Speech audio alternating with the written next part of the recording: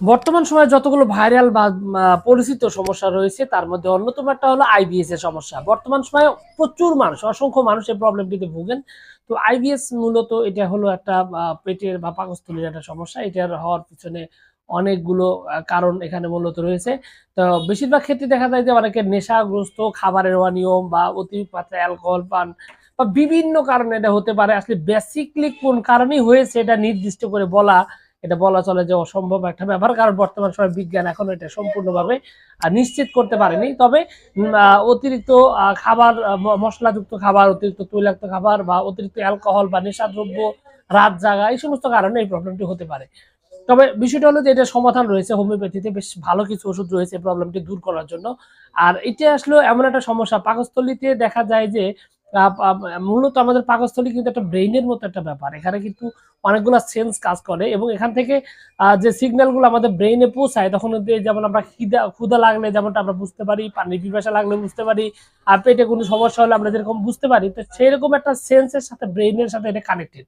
যখন আইবিএস এর সমস্যা হয় তখন এখানে বেশ কিছু অস্বস্তি তৈরি হয়, যার কারণে আসলে দেখা যায় যে আসলে সমস্যাটা তৈরি হয় এবং এখানে সঠিক তথ্যটা ব্রেন পায় না।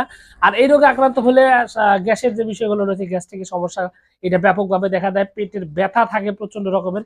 আবার পায়খানার যে সমস্যাটি রয়েছে, পায়খানা কিন্তু ব্যাপক রকম একটা সমস্যা রয়েছে।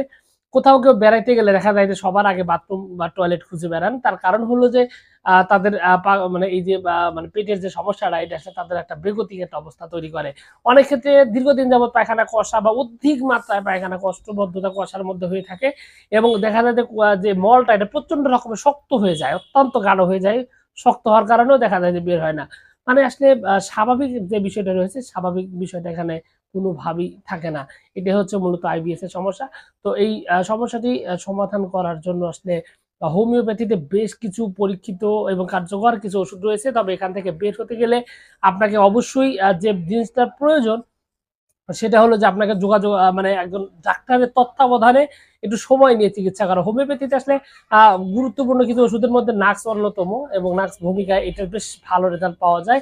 তবে এখানে নির্দিষ্টভাবে একটা ওষুধের নাম বলাটা উচিত নয়। কারণ হলো যে এখানে রোগের অবস্থাটা খুবই গুরুত্বপূর্ণ। কারণ কখনো পায়খানা কষা থাকে, কখনো পায়খানা অধিক পাতলা থাকে, ঘন, ঘন থাকে, পেটে ব্যথা থাকে, গ্যাস, পেট ফাঁপা দেয়।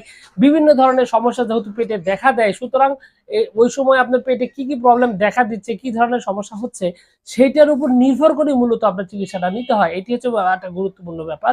সুতরাং আপনার যদি এই প্রবলেমটি থাকে, আইবিএস এর সমস্যাটি থাকে, তাহলে আপনাকে অবশ্যই যে কাজটা করতে হবে, একজন অভিজ্ঞ হোমিওপ্যাথি ডাক্তারের সাথে কথা বলে তারপর আপনাকে ঔষধটি নির্ধারণ করে তারপরে আপনাকে সঠিক মাত্রায় সঠিক ওষুধটি সেবন করতে হবে। আর অবশ্যই অতিরিক্ত মশলাযুক্ত খাবার, তৈলাক্ত খাবার, এই ধরনের খাবার থেকে দূরে থাকতে হবে। এবং আপনি যদি এটা কন্ট্রোল, মানে এই যে এটা মানে পেটে যেহেতু মানে সেন্সর কিছু ব্যাপার রয়েছে, সুতরাং এখানে আরো বেশ কিছু নিয়ম নীতি আছে, সেগুলো আপনাকে ফলো করতে হবে। তো এই নিয়ম নীতিগুলো ফলো করে আপনি যদি কন্টিনিউয়াস যদি একটু তত্ত্বাবধানে থাকেন, একটু সময় দেন, তাহলে দেখা যাবে যে আইবিএসটি এখানে খুব ভালো থেকে খুব সুন্দরভাবে এখান থেকে আপনি সমাধান পেতে পারেন। হোমিওপ্যাথি শুধুমাত্র নাক্সের কথা বললেও এখানে কার্বোবেস, লাইকোপোডিয়াম সহ বেশ কিছু ওষুধ রয়েছে যেগুলো আপনার এই সমস্যা থেকে খুব ভালোভাবে সমাধান করতে পারে। তবে এগুলা সবই নির্ভর করবে আপনার রোগের অবস্থা এবং রোগীর অবস্থার উপর এবং রোগের লক্ষণের উপর, রোগের বর্তমান কন্ডিশনের উপর। সুতরাং এই ভিডিওর একটাই মাত্র উদ্দেশ্য, সেটা হলো যে আপনি যদি এই রোগ নিয়ে হতাশ হয়ে যান এবং আপনি যদি মনে করেন যে এই রোগ কখনোই ভালো হবে না, তাহলে কিন্তু ভুল থাকবেন। সেই ভুলটা ভাঙানোর জন্যই মূলত আমার এই চিন্তা, মানে এই কথাটি। আর একটা বিষয় হলো যে এই রোগটা কিন্তু সংক্রামক নয়, মানে একজন থেকে আরেকজনে ছড়ায় না। আর এই রোগে কেউ মারাও যায় না, এটা কিন্তু মানে মানুষ মারা যাওয়ার মতো যে একটা বিষয় থাকবে, প্রাণঘাতী রোগ, তাও কিন্তু নয়। এটা খুবই সিম্পল, সাধারণভাবে থাকে, তবে রোগটা সারতে সময় লাগে। তো এই জন্য এই ওষুধটা যে বিষয়টা লাগে যে আপনার অবশ্যই ভালো একজন ডাক্তারের তত্ত্বাবধানে যদি চিকিৎসা করেন, তাহলে ইনশাল্লাহ অবশ্যই পারফেক্ট একটা রেজাল্ট পেয়ে আপনার সমস্যা থেকে সমাধান পেতে পারেন।